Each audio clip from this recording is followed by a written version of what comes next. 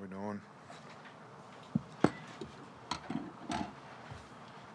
Well, I think the number one thing that we need to focus on at this point in the season is, our quality of play, and that really starts with the discipline that, every player has to make the right choices and decisions relative to what he has to do his job and, playing winning football. I think, obviously the challenges that we have, in front of us, starting with Texas A&M, who is, a top 25 team, playing on the road, is going to take a lot of focus on our part, a lot of discipline on our part, and a lot of guys sort of, continuing to elevate their game and try to play better and better each week, as we, go through this season. I think A&M is played really, really well this year. They've got like 12 starters back. Jimbo does a really good job. They play really good on defense. They're one of the fifth or something in the SEC, give up less than 300 yards a game.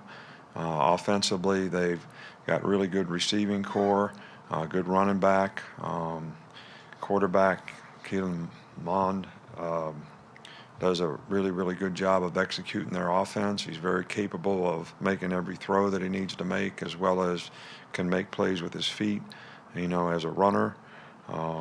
Got a good running back. So this is really a good all-around team. They've got their specialists back. They're very good on special teams. So this is going to be a very, very challenging game, for us in every way, shape, and form.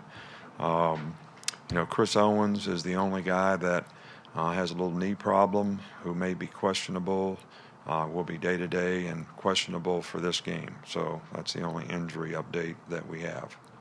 Coach, we'll start here with Michael. Where have you seen the most progress from the offensive line to this point?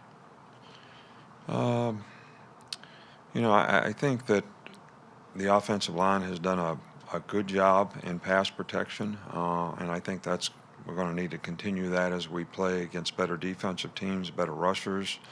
I think the big focus has been to finish blocks, finish plays, so that we can finish runs and create the kind of balance that we'd like to have, offensively.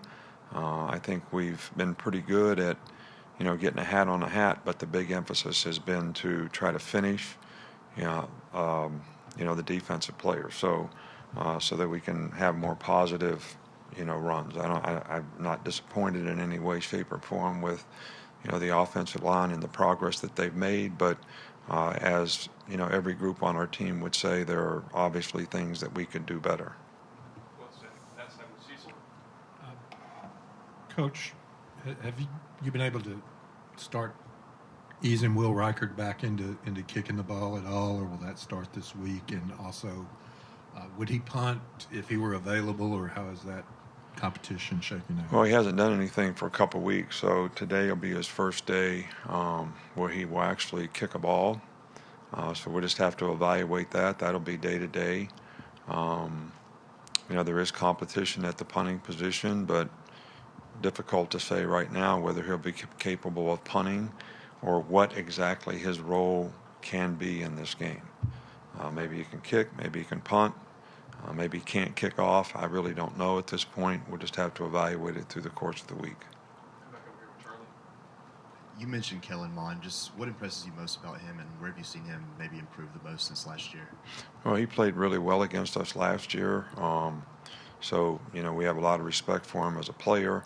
I think that, his sort of total understanding of what they're trying to do has, kind of enhanced his performance to some degree. I think the same receiver core pretty much that he had a year ago.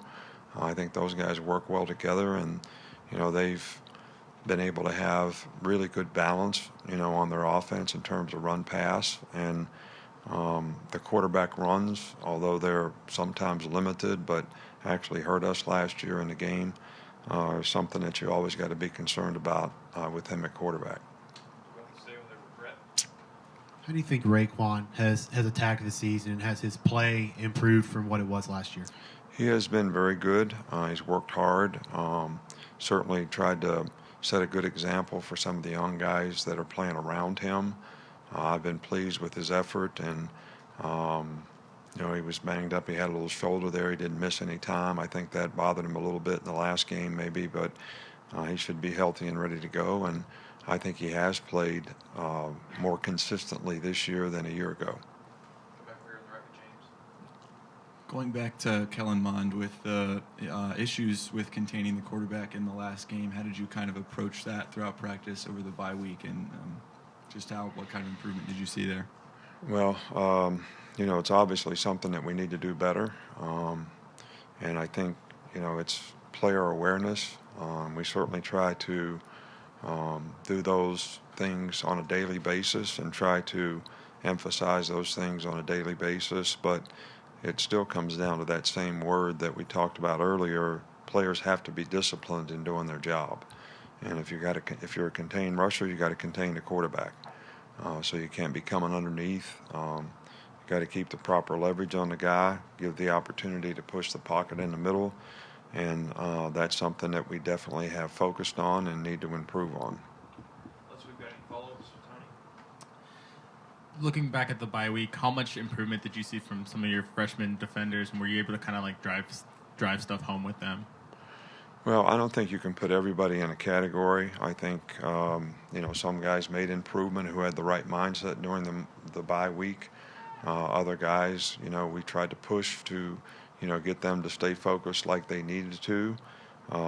So in some cases we got some improvement. In some cases maybe. I think there's three things that happen in a bye week. You either make improvement because you have the right mindset, you're stagnant, you kind of stay the same, or you backslide.